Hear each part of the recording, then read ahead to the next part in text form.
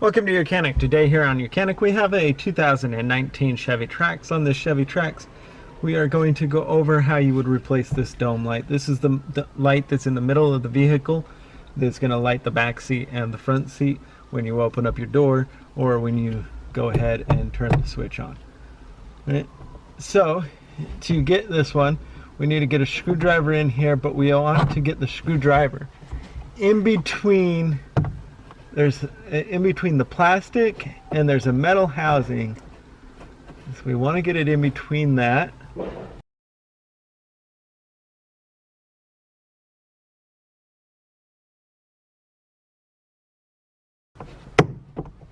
And then you'll just be able to pop it down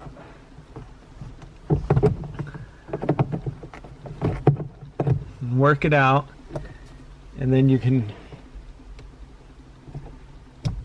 unclip the electric connector if you want to.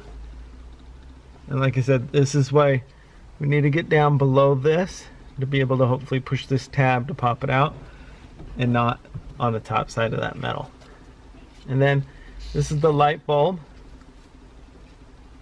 that you're going to replace. You just need to squeeze it out of the holster to remove that light bulb. And this light bulb here is a 6411, so you'd get a new 6411 light bulb and just be able to install it in and pull it into the location there. Then reconnect your electric connector up, snap that in, double check that it works, and then just be able to line this up in here and snap that into place. And that's how you would replace your dome light on your Chevy Trax. Thanks for watching YOUCANIC, where you can be the mechanic.